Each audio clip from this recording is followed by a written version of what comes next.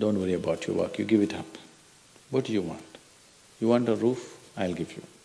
You want food every day? I'll give you. All you have to do is just sit in one place and be blissful. I will feed you for the rest of your life. Can you do?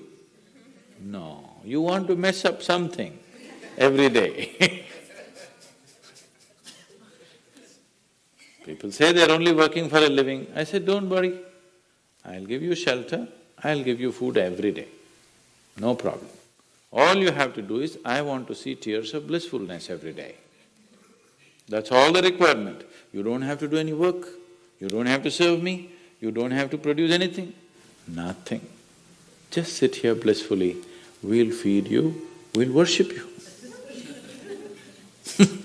No. So the problem is not in your work, the problem is not in your life, the problem is not in the world that you live, the problem is just that you have not done the necessary things for this one to flow through this effortlessly, beautifully. The necessary work has not been done and we are just hoping it'll happen by accident. It doesn't happen by accident. Lot of people in the world think United States of America is heaven. But people who live here don't think so at all. Isn't it so? Isn't it? A lot of people in the world are dying to get an entry into the country. If you open up the southern borders, 10 million people will enter tomorrow morning because they think this is heaven. But you are not experiencing it that way, isn't it? You are not experiencing this as heaven because hell and heaven is not a geographical place. Hell and heaven is what you make out of yourself, isn't it? Too much talk about heaven has been going on because there are too many people who made a hell out of themselves.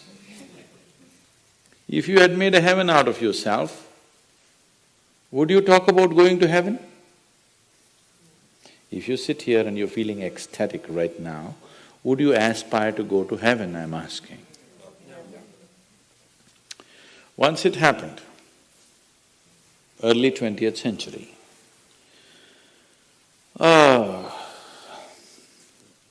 an Orthodox Greek church, a bishop from that church. You know, Orthodox Greeks have their own separate church, they have their own pope who lives in Turkey, you know this?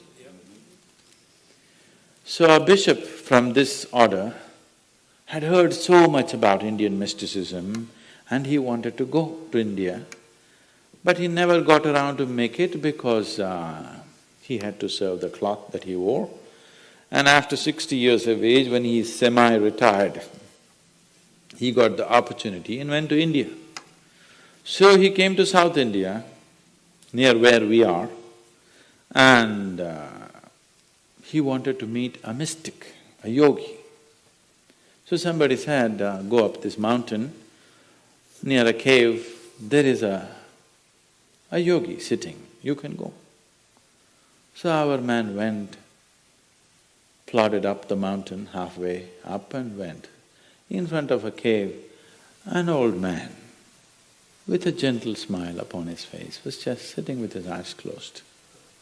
So the bishop went and prostrated. He cannot do it, he is not made for that. But they had told him, if you go to India, you have to crawl. He prostrated like this and with all his four limbs he got up.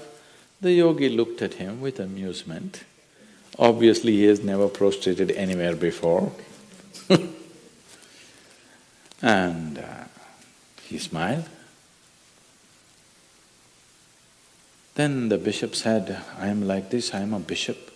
I have served in the church for so long, but I have a few questions, can you answer? The yogi smiled and said, yes, please, whatever the question. Then the bishop asked, what is life? At the age of 60. What is life? So the yogi closed his eyes, became very blissful and said, life is like the fragrance of a jasmine on the spring breeze. And tears of blissfulness flowed out of his eyes as he was saying this. Then the bishop said, no, no, no. Our Pope has told us life is like a thorn and we must renounce it. And even symbolically, Jesus himself wore a crown of thorns. So, how come you say this? Our Pope says otherwise. The yogi looked at him, smiled and said, well, that's his life.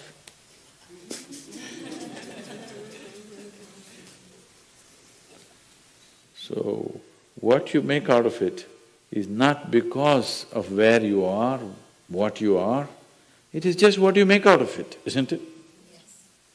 So, have you created the necessary mechanism? Have you created the necessary system? Have you created the necessary ingredients within you to make this like the fragrance of jasmine on a spring breeze and not a thorn? If it's a thorn, we must pluck the damn thing out, isn't it? Isn't it so?